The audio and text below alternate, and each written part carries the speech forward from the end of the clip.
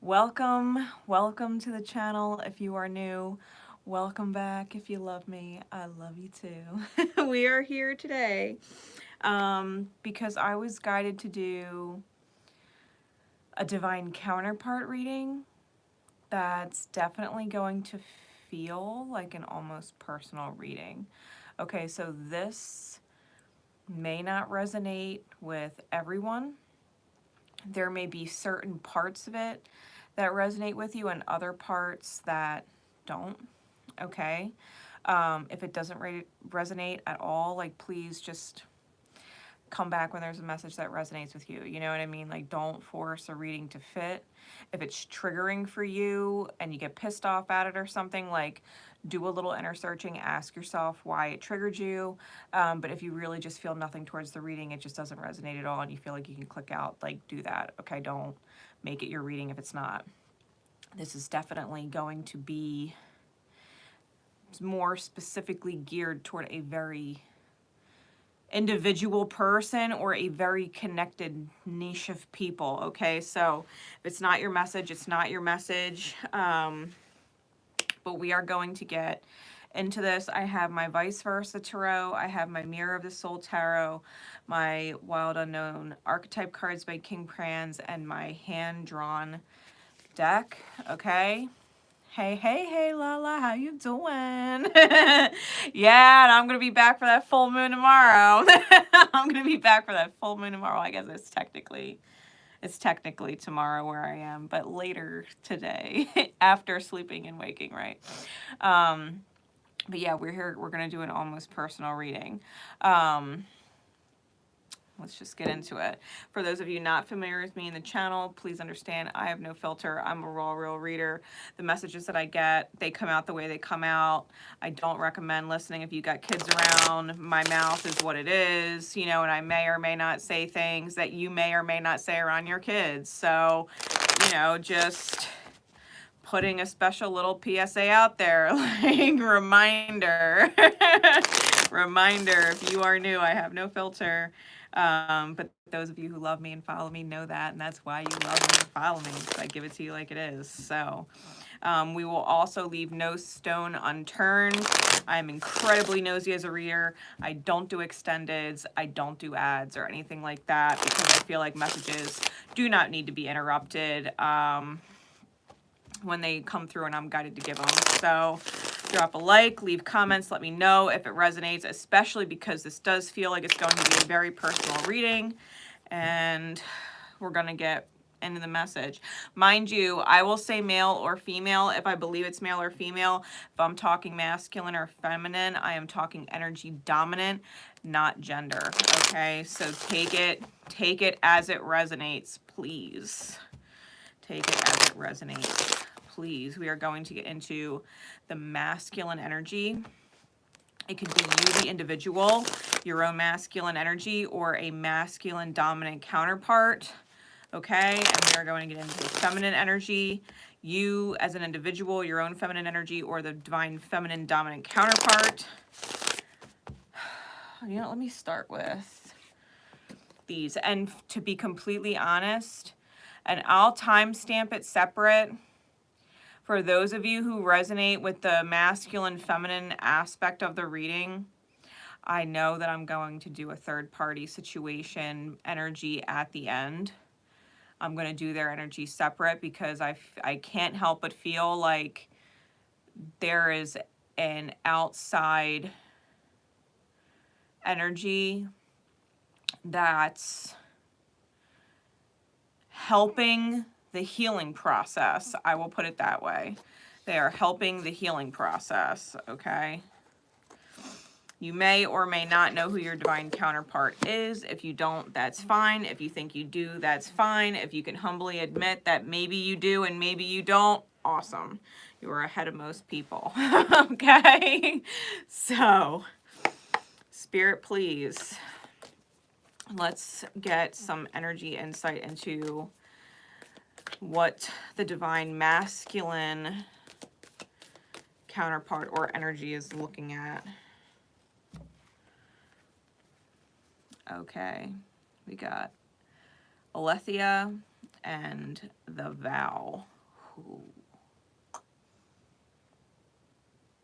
All right. And let's see what is going on with the divine feminine counterpart. Where is their energy or the energy they're facing? What are they moving through? No, that's way too many. That's not. The Lover. Ooh. And sneak peek of the energy we'll be doing later. What is the energy surrounding the third energy or entity? What is going on with the third party and what they're moving through, or what they're triggering, even better, what they're triggering. What healing is rippling from the third party.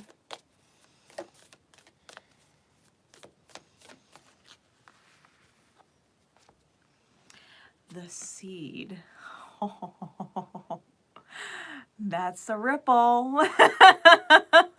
What energy is rippling from the third energy? The Seed. So we will get into that at the end.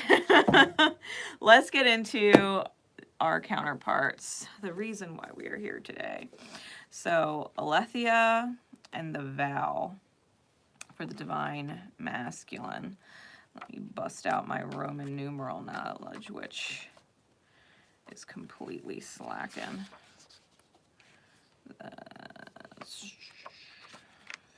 50. All right, so we got the Vow. I know Aletheia is one of the bigger ones at the end.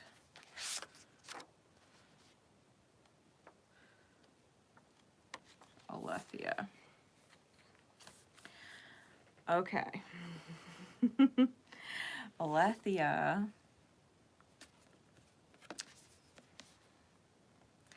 is truth.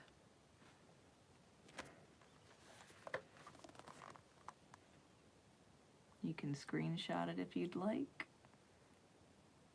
Aletheia is truth. So let me read this for you. Aletheia. It says, our soul recognizes the truth.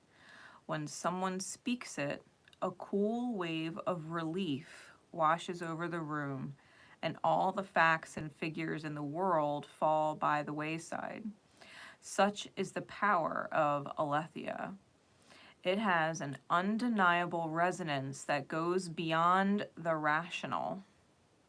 We can also recognize Aletheia by its contagiousness. When we hear someone speak the truth, we see the truth within ourselves and are more likely to tell our own story. The Aletheia card requires us to step toward an act of truth.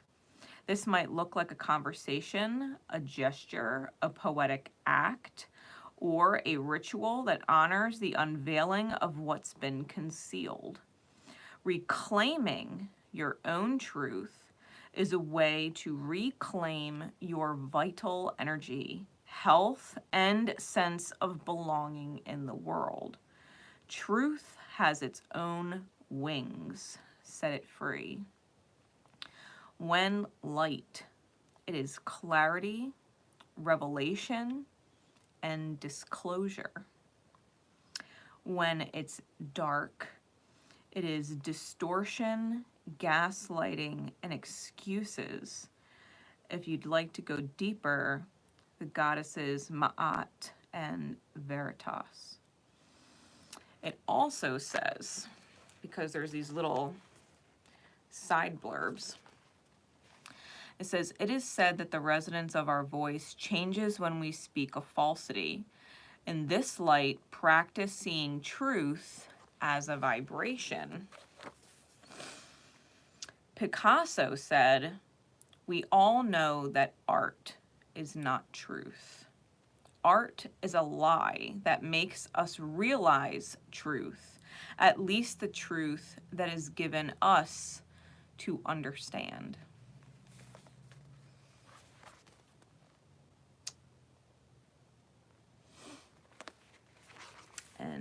the vow. The promise, the oath, the contract. So we're working on a contract of truth, right? An oath of truth. The divine masculine counterpart is working on this, okay? When the vow is spoken, the air shifts, karmic ties are formed, and destiny tilts on its axis. Our words and intentions have immense power, and there is a reason the great mythic stories of our past often include the recitation of oaths and the mixing of drops of blood as a mark of union. The tricky part is that reciting the vow, no matter how casually, activates the eternal and unseen forces of the world. The ancestors bear witness. The laws of nature respond.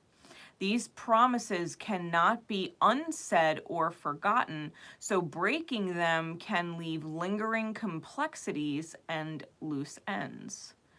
This card calls us to acknowledge the vow we are living by, consciously or unconsciously, and either recommit to it or create a ritual that signifies its closure. You've been underestimating the power of your promises. When light, it is bearing witness to the shift toward destiny. When dark, unconscious vows, unkept promises, and messy karma. To go deeper, learn the yamas, the 5 vows of the seeker. It also says, think of the last promise you made. Was it to yourself or another? Has it been upheld or broken? Anytime the energy of a vow is present, we are in the archetypal realm of ceremony and ritual. That means time stands still and anything is possible. You can screenshot that if you'd like.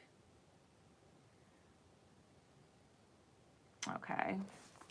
So the masculine energy is learning the power of promises and, to be fair, how promises we make on an egoic level, a human level, conflict with vows we make at an unconscious soul level. What is the last promise you made? Think about that. As a masculine energy yourself,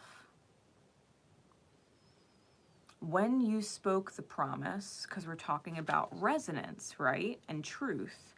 When you spoke the vow or promise, did it feel like a lie when you said it? No matter how much you wanted it to be true.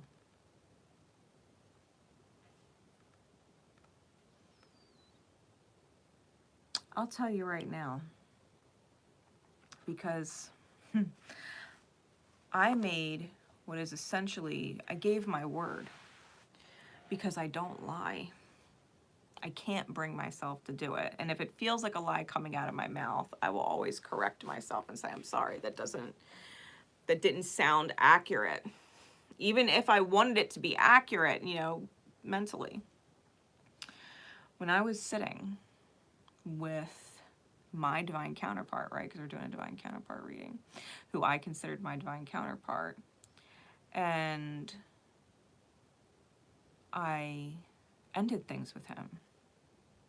I said, I don't want to be with you anymore, right? Because we had this conversation where he was like, you do deserve it, when I was saying I didn't. And he said, yes, you do, because you choose it every day. And I was like, you're right. I don't want to choose it anymore. I said, I'm done.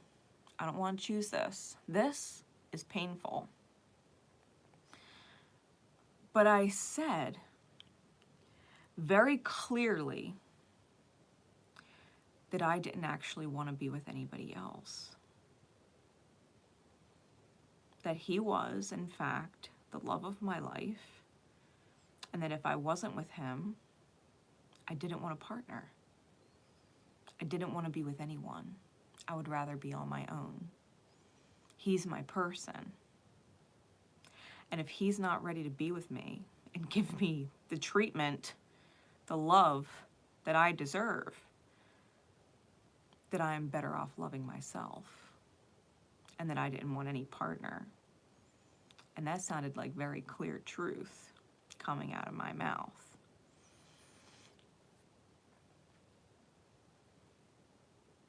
Any promise that I have tried to make since then, I knew I wasn't going to keep.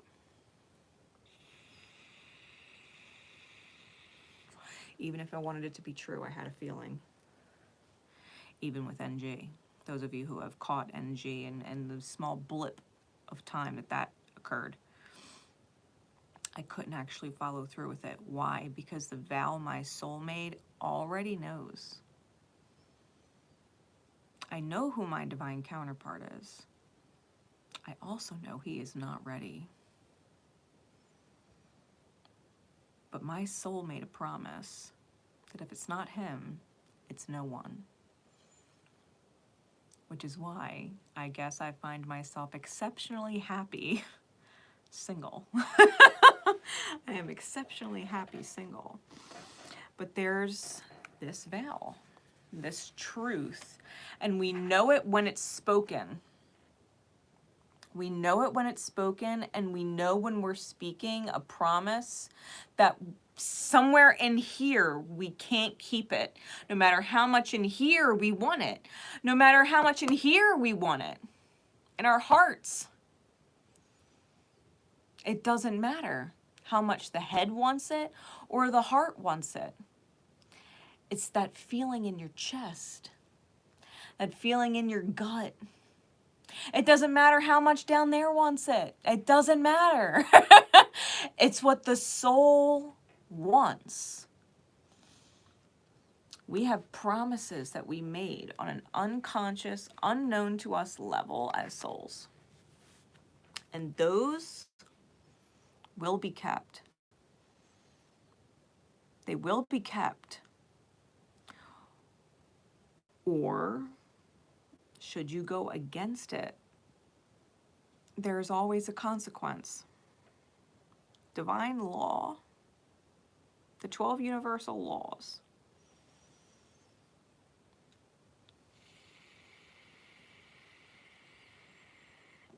they are by default unbreakable laws. Get to know them. If you don't know them, get to know them. Understand, if you don't know what the golden rule is, if you haven't heard of the golden rule, treating other people the way you would like to be treated, without fail, without wavering, that is the fastest way to get universal law energy in your favor, because you will have no regret. You will have no guilt. You will have no remorse. You will have no pity, no any negative energy when you know you are acting in alignment. If you don't like it when someone does it to you, don't do it to anybody else.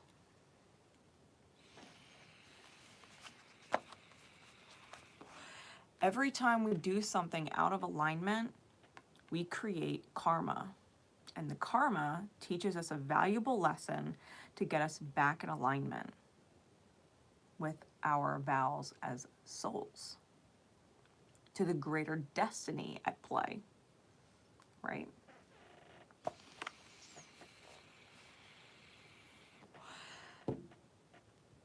The divine feminine.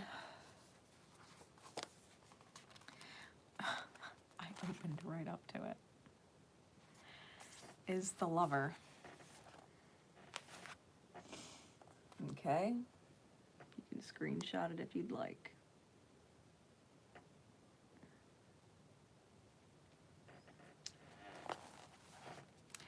The lover is the heart, the beloved, the devoted. Pulsing through the heart of the lover is gratitude.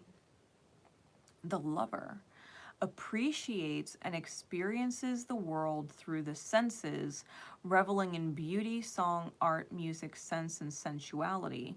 This energy awakens at the tip of our tongue when we taste the sweetness of honey, kiss a lover, or speak gentle words to a child.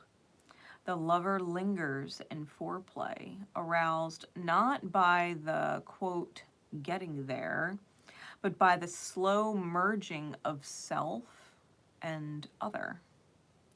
This energy is usually experienced for short periods of time, as in order to feel it, we must be fully present and awake, with no expectations or rules about what, quote, should be.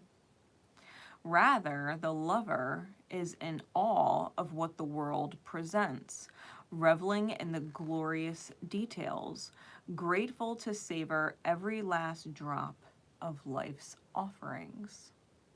This is extreme gratitude for the experience of life, no matter what that experience is. Okay? When light, it is connection, expansion, devotion, and awe.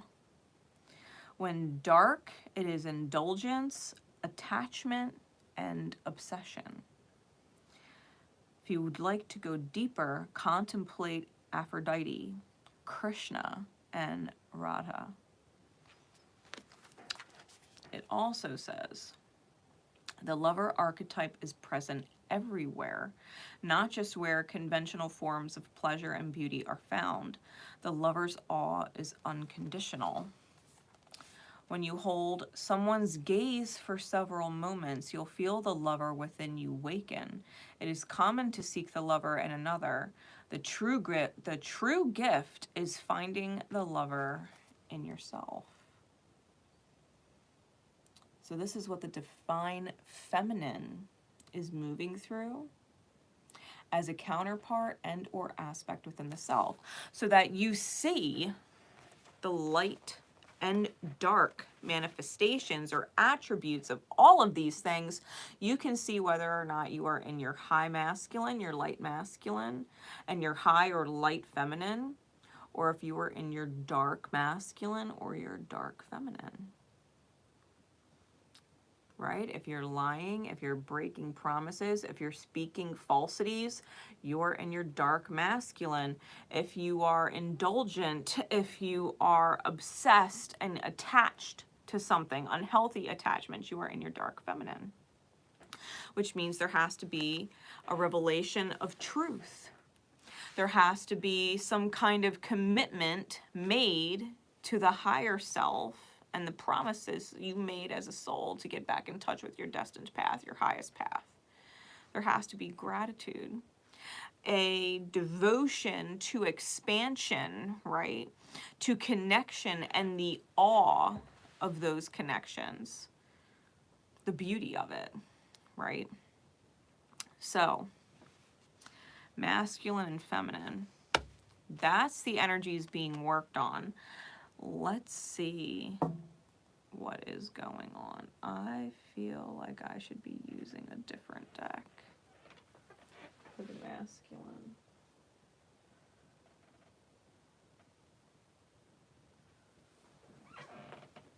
Pardon my pajamas, y'all. I've been literally cleaning all day, reorganizing energy. I was guided to my Night Sun Tarot.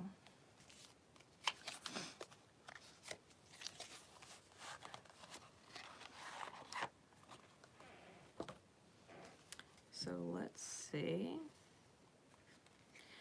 what is going on in this deck's imagery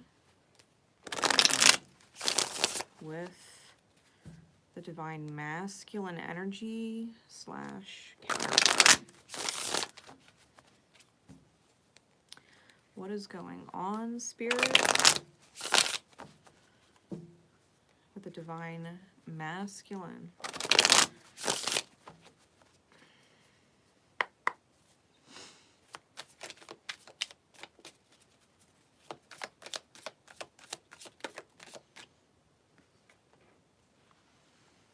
the Emperor, Divine Masculine present, the Three of Pentacles, contracts, right? We're talking about the vow. The Divine Masculine is literally looking towards past energy or past version of self or old, finished out, worn energy that actually needs to be reflected upon, not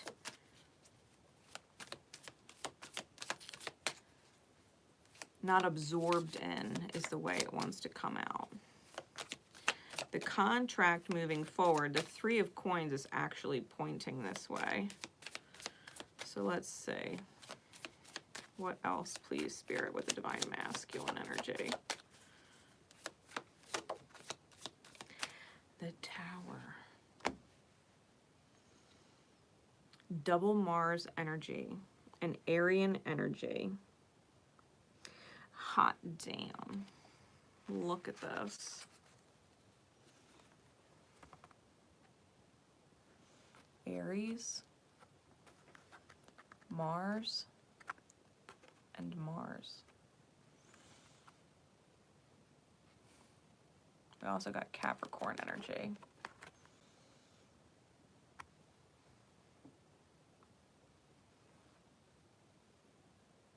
Hot damn.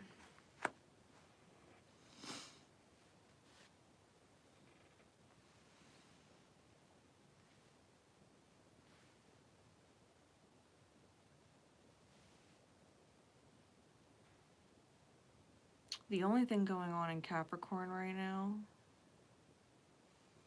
is Pluto.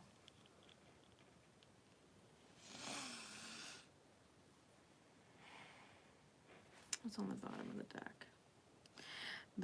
The Sun. I immediately saw the Wheel of Fortune, but it's the Sun. And you can see the two children are twins. And the chains around them are broken. They have chains around their necks. But the chains are broken and they are reaching out to each other to hold on. They're not bound to each other by chains. They choose it. They choose it.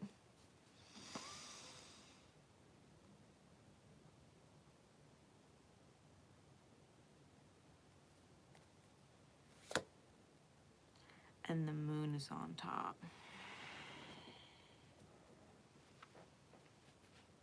And this moon card,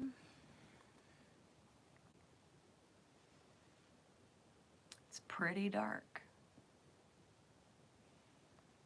The dark wolf or the black wolf is a symbol of feeding fear. There is a very mirrored, upside down and backwards, pregnant female. We got the sun and the moon, top and bottom of the deck.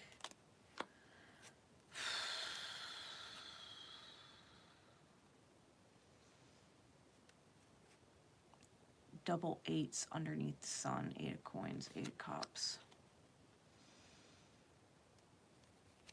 Ace of Pentacles is under that.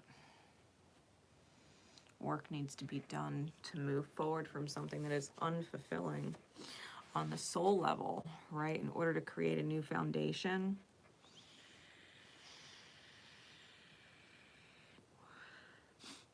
Dark feminine energy.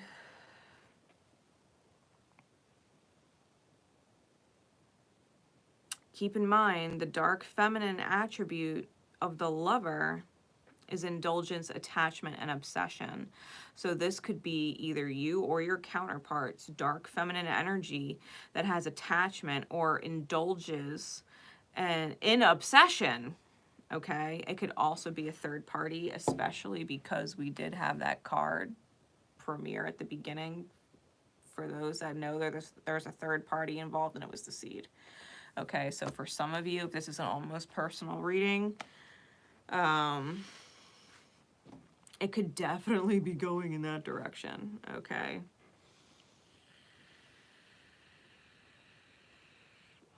It could also be a dark feminine energy or third party energy that is igniting what is essentially the light being the dark mirror for a specific counterpart, right? Whoever is dealing with third parties.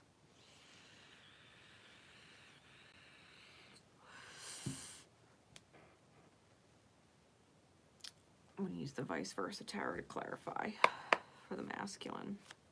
Clarify the Emperor, please, Spirit. Queen of Cups reverse, and there's a fucking stork on the card. So the masculine may already have a child with a third party.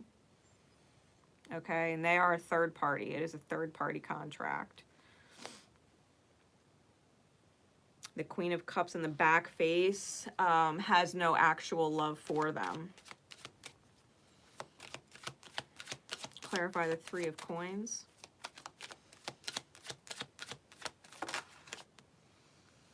The Four of Cups. And clarify the Tower. The Ace of Cups in the back face.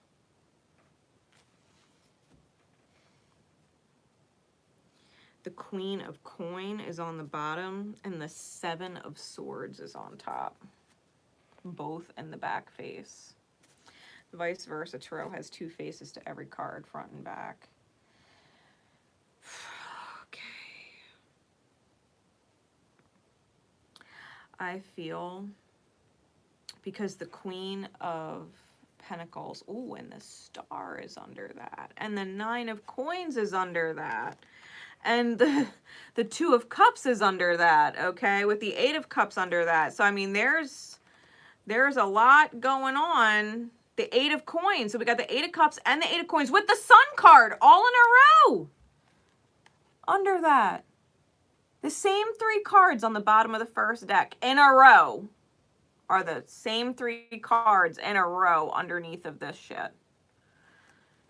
Okay.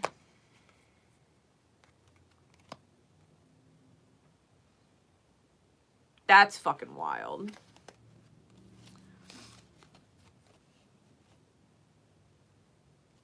There is a healing taking place within the divine feminine, or the counterpart, right? Because these are twins, male and female.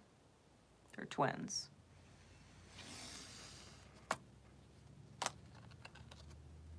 And there are efforts being made to move forward towards independence. Okay, this full moon may be a big fucking deal. The star card is Aquarian energy. It's also Uranian. Reality shakeups with Uranus and Taurus.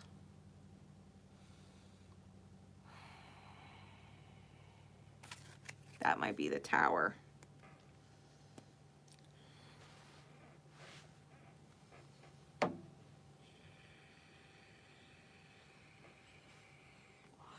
So if you are not in a third party and you have a vow in soul that you understand,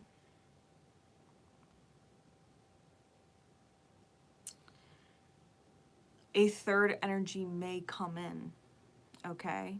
If you are not actually in a third party, and this is divine masculine energy, and you know your divine feminine counterpart, right? You just intuitively know your place and the whole dynamic ship. You may have a third party enter your own situation that might try and knock you up if you're a female, okay?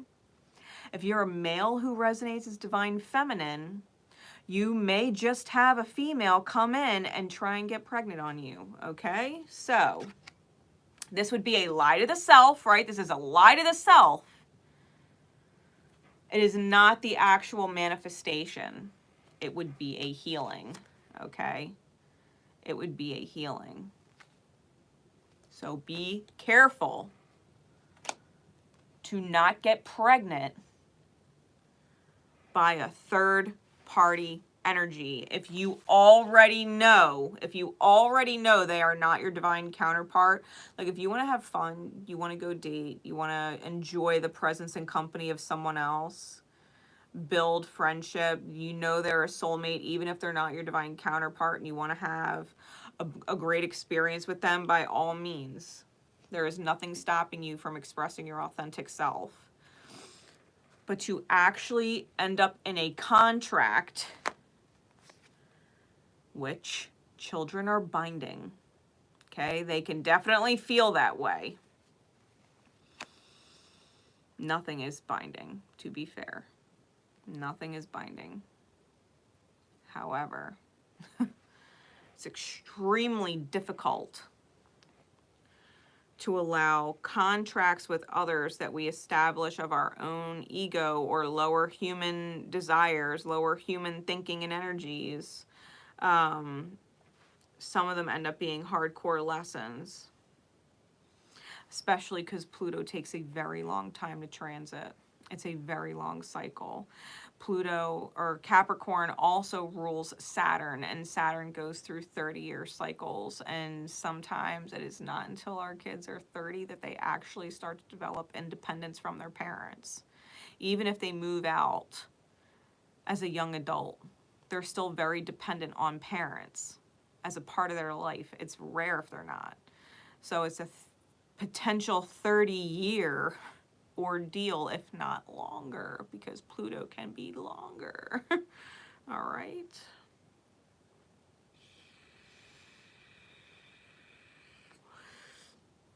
If you're feeling like you missed an opportunity with the divine masculine and the divine masculines in the past, and you may have no actual emotions or feelings for your masculine right now.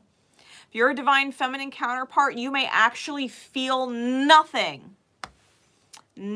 for your divine masculine, and may feel like it was a complete missed opportunity, and that you're contracted to move forward and accept this new love offer. You see the knight in shining armor there presenting himself to the overflowing goddess on the card.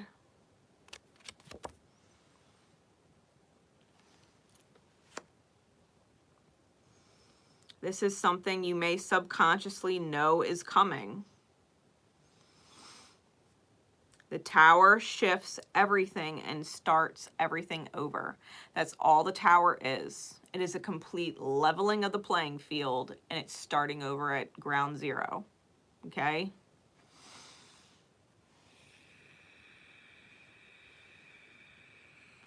But I'm telling you right now, if you were to get pregnant by someone that is not your divine counterpart, it would feel like a very, very long lesson that you would absolutely have to find gratitude for.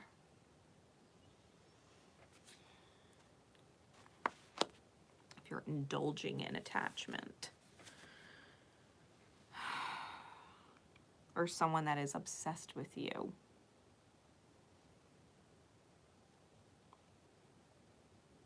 Don't get pregnant. Oh my God. That card's a fucking warning.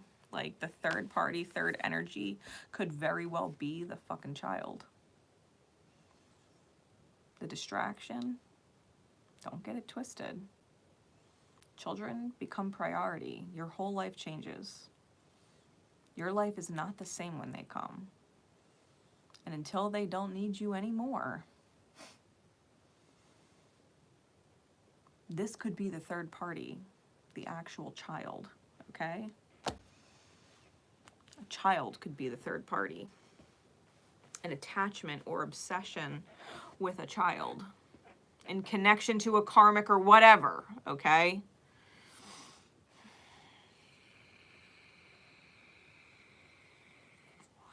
That's a long fucking cycle.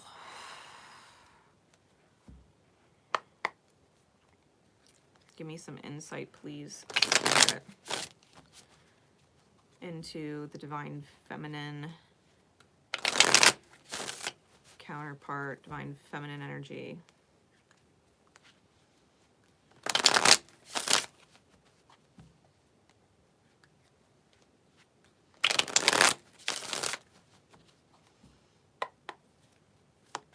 Mark my fucking words, the child is a karmic. Oh my God, it is a karmic energy, a karmic soul contract. that you will absolutely be obligated to heal through. It's a very long lesson. It's a very hard one.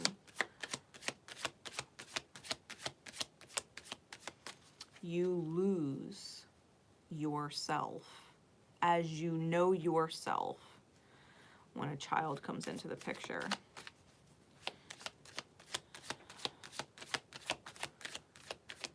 That's why parents, when children are born, sometimes go through major depressions because they haven't actually mourned the loss of their old self.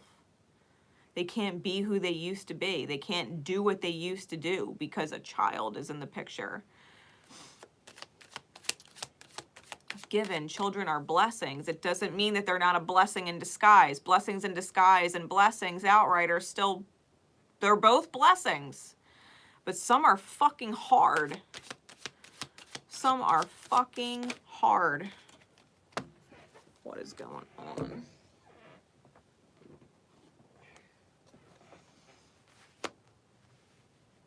Eight of Swords, Six of Wands, and the Aeon, which is the Judgment card.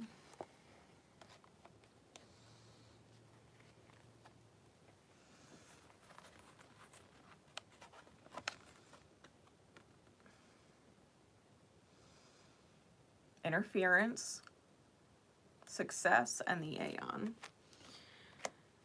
Victory, right? Success, victory. Interference, victory, and the Aeon. Jupiter energy twice. We got Jupiter twice on the cards. Jupiter's up there at the top, and Jupiter is up there on the top, and we've got Gemini, and we've got Leo. And the Aeon is both Scorpionic and Sagittarian. Bottom of the deck, the Eight of Cups. Indolence. Saturn and Pisces. And the Death card, Scorpionic energy again. Judgment. The heart may already know because the Divine Feminine is the heart space. It's intuitive. Sometimes the Aeon represents the resurrection of family issues.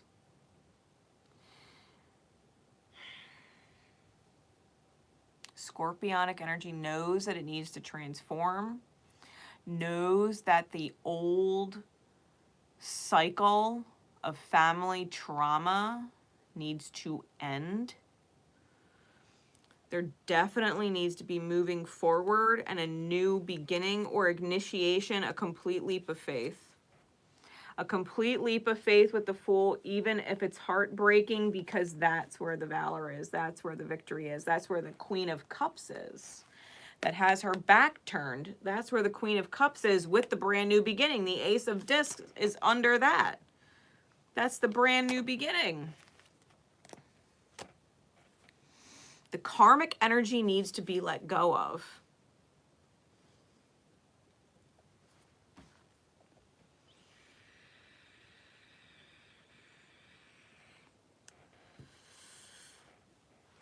Because the Ace of Pentacles was under the bottom of this deck too.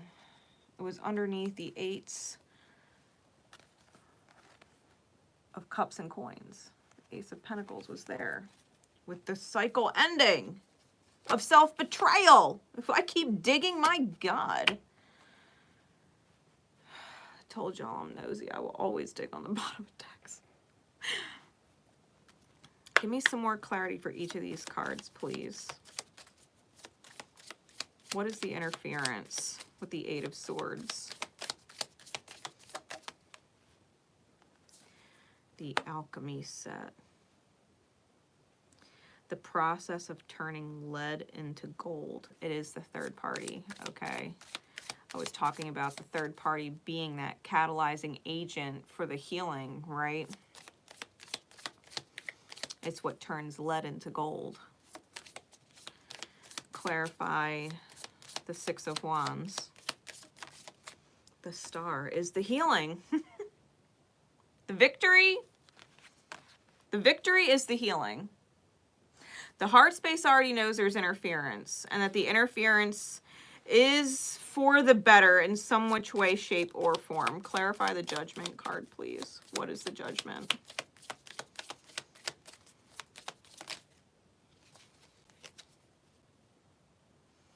I'm going to put them back because there's too many. But we've got the Forge, the Crown, and the Open Door. The heart space may be being called because the Judgment card is sometimes a calling. This is about forging a crown. The crown is balanced with its chakras to take an open door. The bottom of the deck was a leap of faith.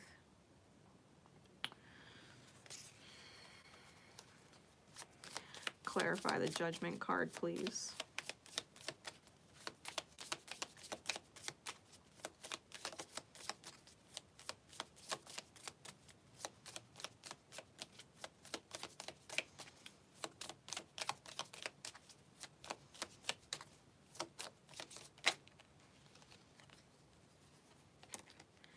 The Angel and the Broken Mind.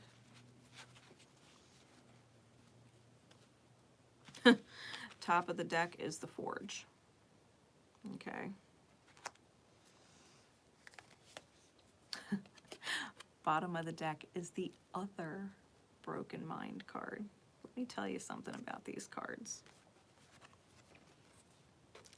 Because we're either we're gonna resurrect the angel, okay? Within the self. Within the self, this is divine feminine energy. What's healing is the broken mind. When we see an angel and perceive them as evil, and when we see someone who is evil and perceive them as an angel,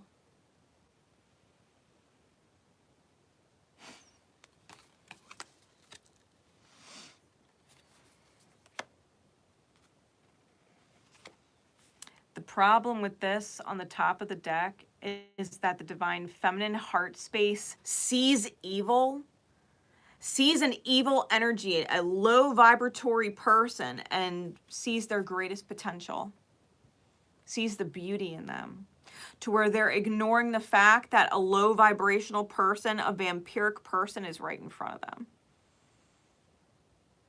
The karmic.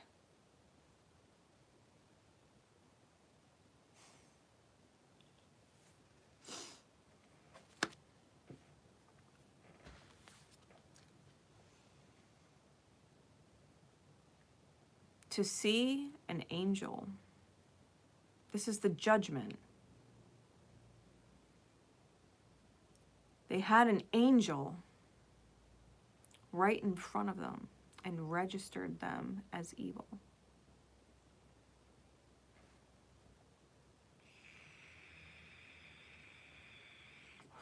Or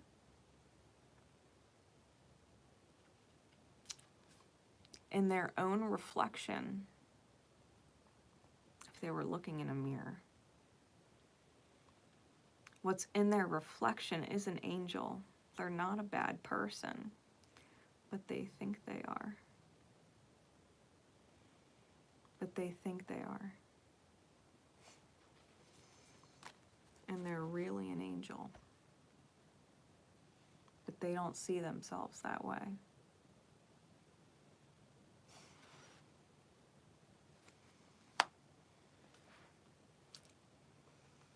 Which is why we attract karmic relationships to help us heal.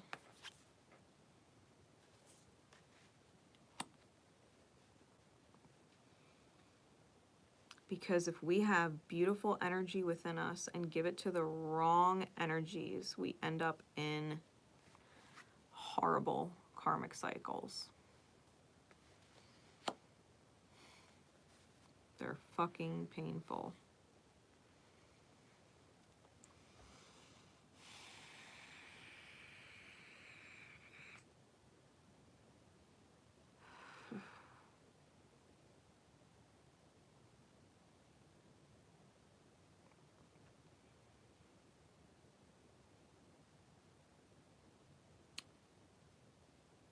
If the heart space of one of the counterparts is with a third party energy,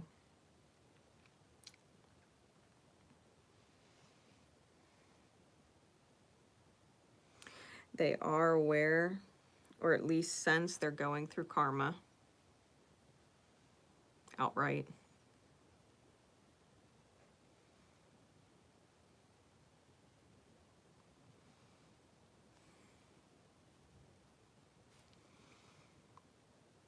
And I think they're starting to see, because both of these cards are present, I think they're starting to see in the midst of the karma where they screwed up.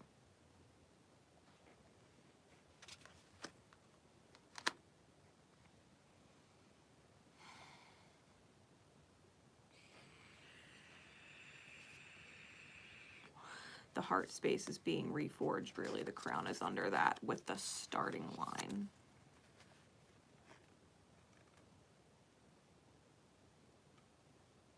They're starting to learn their value. This is the beginning of their journey. If they're in a karmic situation, this is the beginning of their journey. They're being reforged, learning the lessons of what it's like to have a broken mind. If you think about the mind, right? Our heads, the forge, the crown, the crowns that's on the head, like this is a reforging of this energy.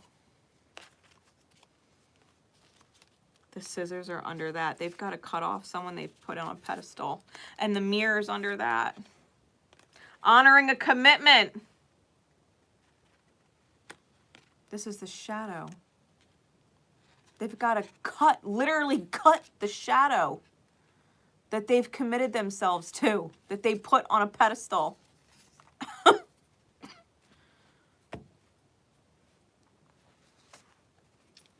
Being reforged.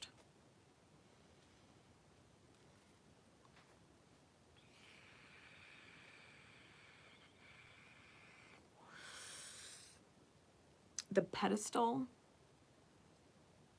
whether you know your counterpart or not, I guarantee you your biggest problems started when you put them on a pedestal.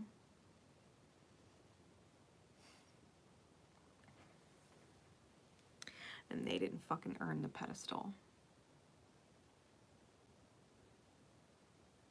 Because they didn't put you on one.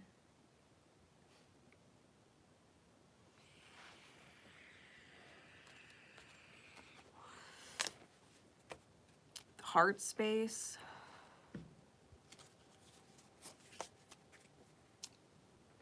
Divine feminine energy. Knows damn right well where they're lying to themselves, because even the moon is filled with illusion and deceit, secrets. What's going on in the subconscious.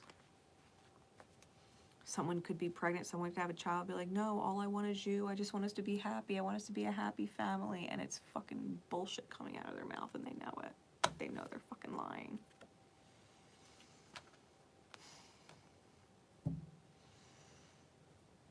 They know they're fucking lying. Because everything in them is moving them soul-wise to keep their soul commitment. And they know they're missing the opportunity when they humor third-party energies.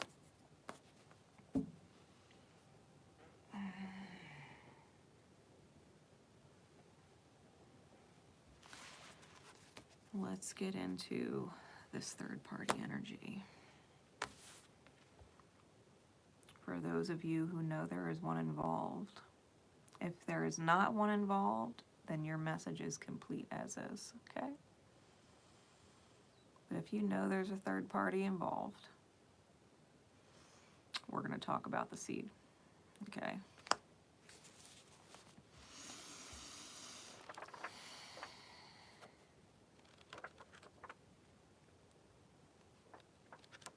Card number 66. Is that 66? Yes, it is. You can screenshot it if you'd like.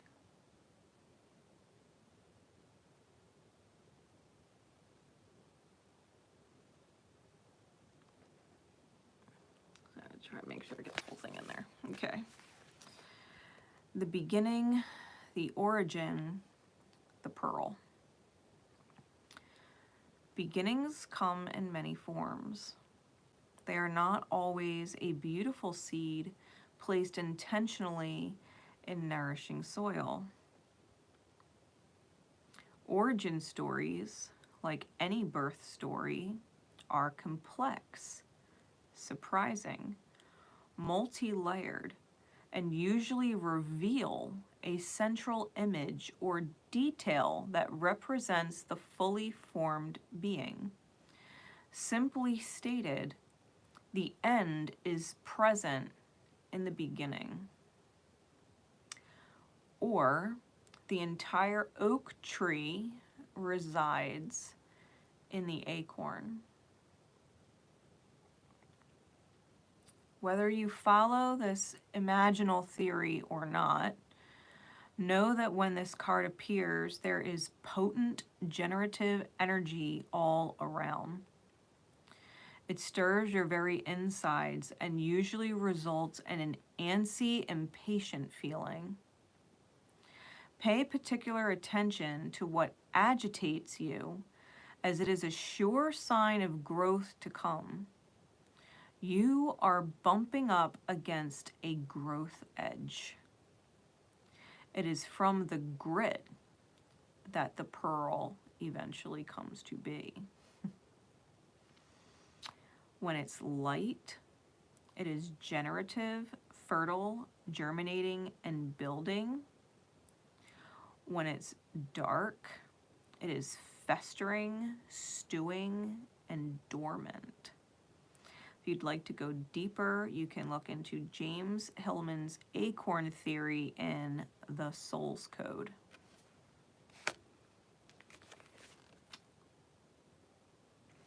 It also says, the true seed is elusive. If we follow any story toward its origin, it spirals farther and farther back in time. In this way, we are always the seed and always the fruit it bears. One of the alchemist's favorite images was the pearl. The irritant over time becomes the treasure. What is your grit?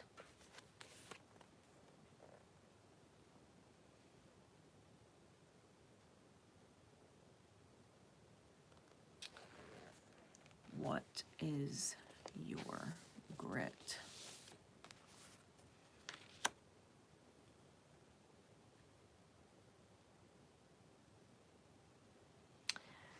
It's definitely talking about the energy that I was picking up on.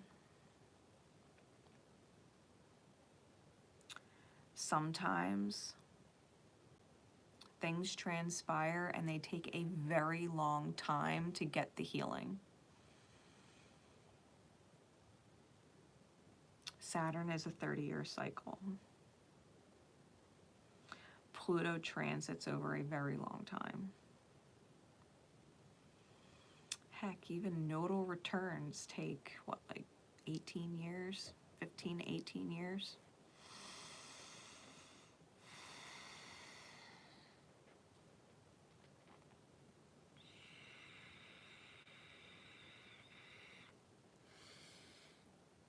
Whatever this new beginning is, whatever path it is, understand it's going to give you the grit. If you don't already know that you are the pearl, if you haven't gone through enough grit yet, it'll give you grit.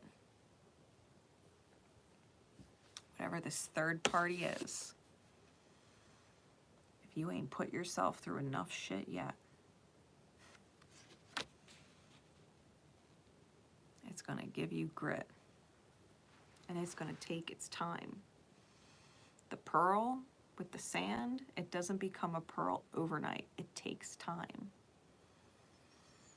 And the grit is uncomfortable.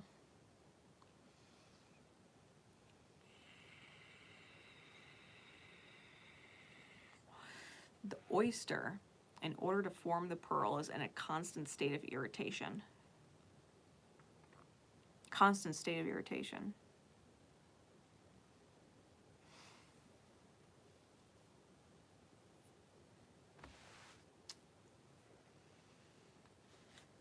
Now let's do this one. Okay. Insight, please.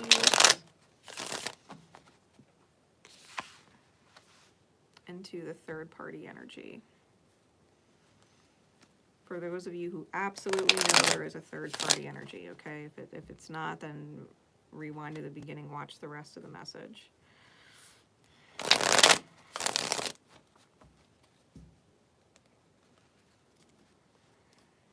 Unless you feel like somebody's trying to get pregnant, then you might want to watch this message.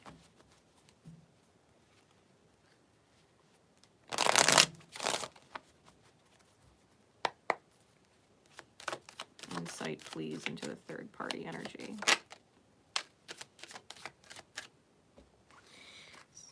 Four of Cups and the Emperor. Literally looks like it's a golden pearl.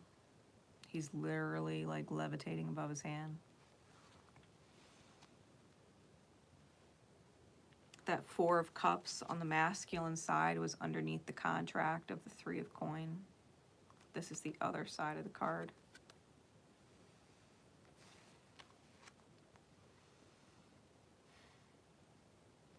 The ship is moving towards the past. If they claim the opportunity of the seed, I feel like they're definitely revisiting something in the past that was not worked out. It was a rough part of their energy that was not completely buffed out, right? They haven't grasped the pearl yet. The pearl's energy.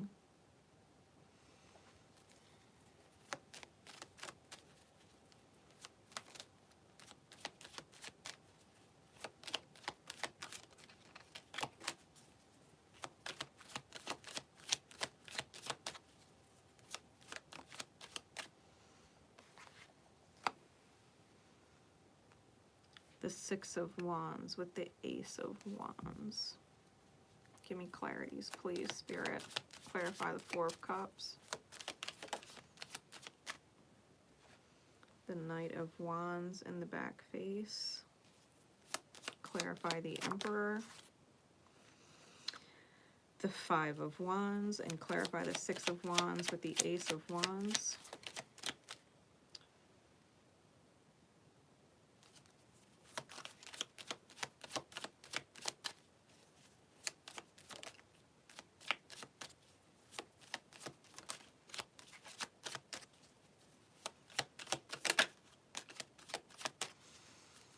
Clarify the Six of Wands and the Ace of Wands.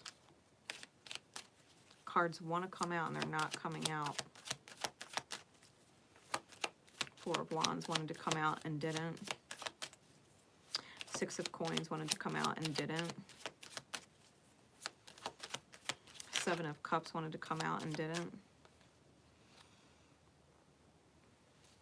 We got the Nine of Wands, and give me one more, please.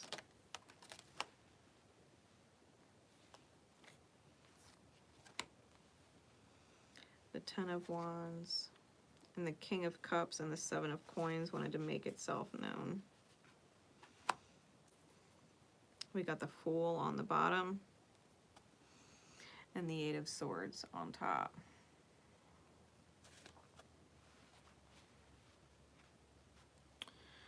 All right.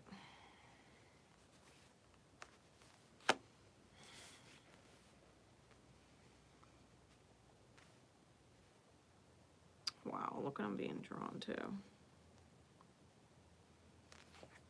In the Ace of Wands, there's lightning striking a tree, and the tree is on fire. Okay. And here, the tree is completely burnt up. There is nothing left on the tree. except some pentacles. But the tree is not, it's not alive. Trees are, in fact, indicative of family. And it's a burden. It's a burden that needs to be released. The 10 of Wands, clarifying. That's 11 Wands. That's a mastery of spirit. Wands is the suit of spirit, the suit of fire. We've got a lot of wands here. Wands, wands, wands, wands, wands. Literally 5 out of 8 cards. Nope, 6 out of 8 cards, because this is wands too. This is the Knight of Wands. Again with the lightning.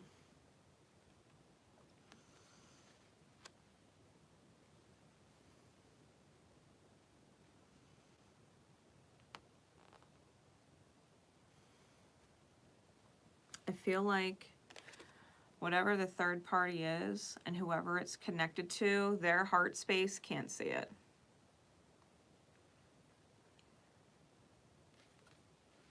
The heart space can't see it, and I feel like they're going to be propelled into their nightmare. Okay? Where they might definitely be defending themselves and holding on to something when the wheel of fortune turned and someone walks away.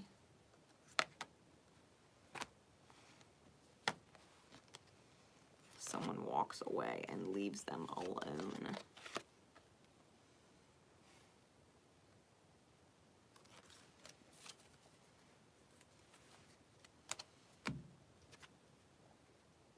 A lover that is not their twin, maybe. Got the Lovers and the Magician back to back. Could be strong Gemini energy.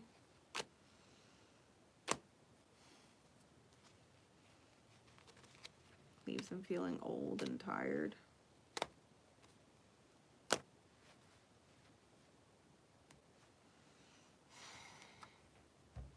Because the Fool goes from young to old with the Hermit and all of that energy really quickly.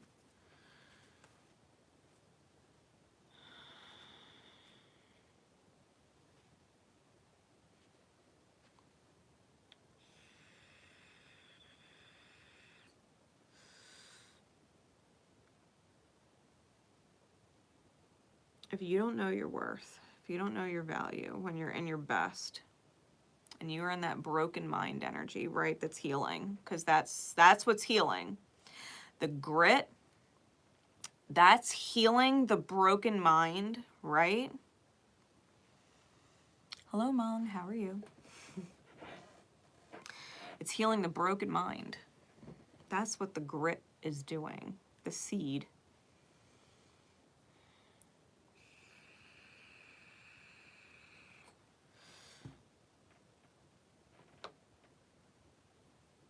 Someone could definitely be following their own self-interest secretively and sail away, okay? Potentially back to someone in their past.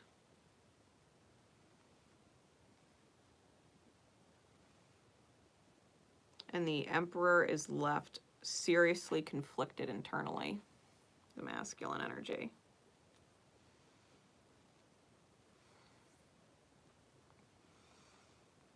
In which a victory needs to get claimed despite being wounded, because the Nine of Wands is the wounded warrior card.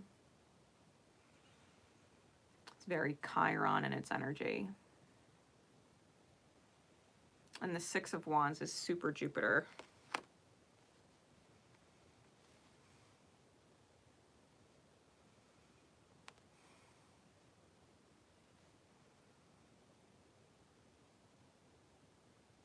They're learning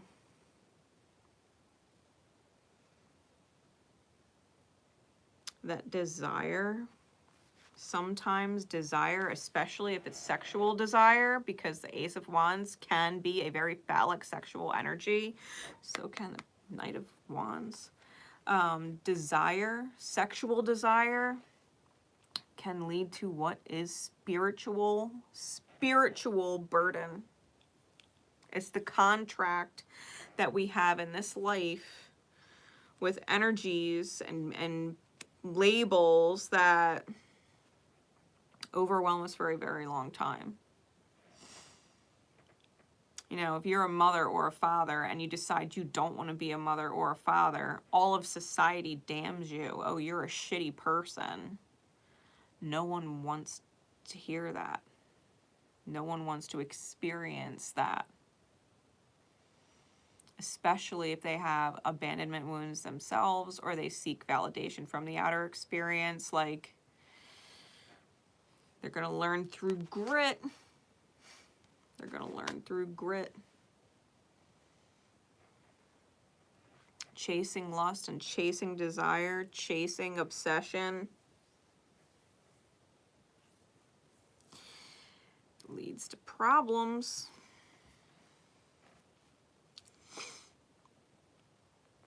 At the end of the day, something that someone poured their best emotional compassion into results in ruin, essentially.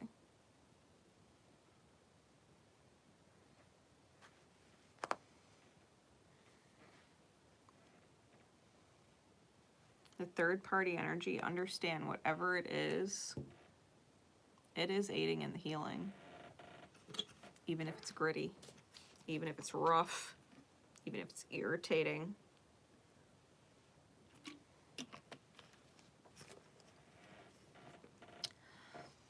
If you're in the divine feminine light, they were talking about earlier in this reading, be really grateful.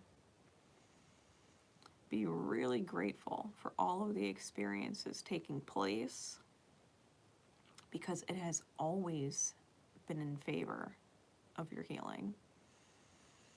The unconditional love of the universe.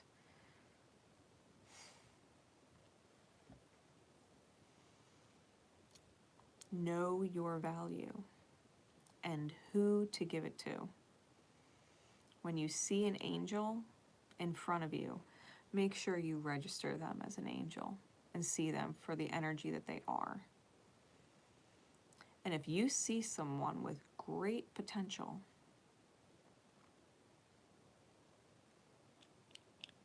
do not devalue your own potential to get on their level. Because if you're trying to pull the potential out of them,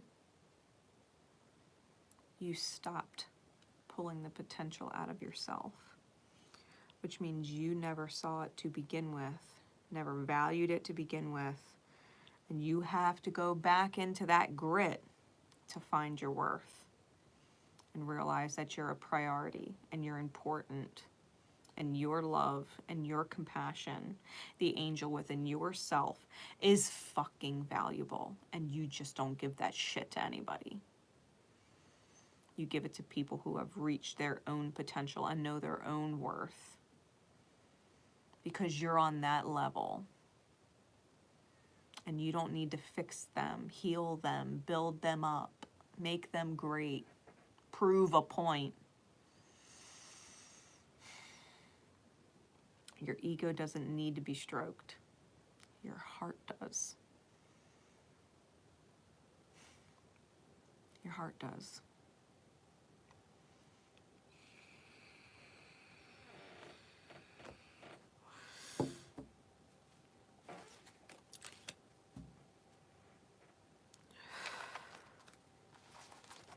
So whoever needed that message, I have faith you got it. Don't put yourself in a gritty situation. Know your fucking value. Passion, desire, sex, whatever. You don't fucking need it. You don't need it.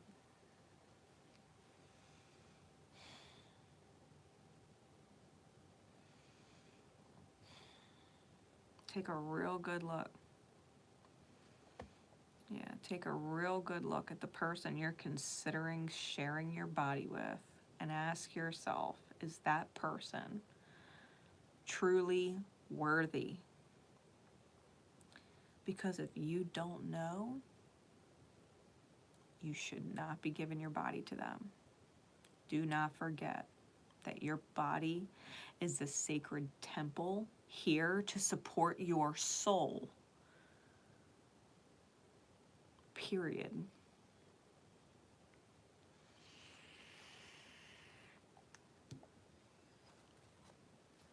Not just anybody can have that. There are consequences when we lie to the self. You missed. If you're coming in now and you missed the beginning of this message, I'm about to end it so you can go back and watch it. All right. I love y'all. I will see you tomorrow for the full moon. And until then, know that my love, support, and blessings are with you always. Take care, guys.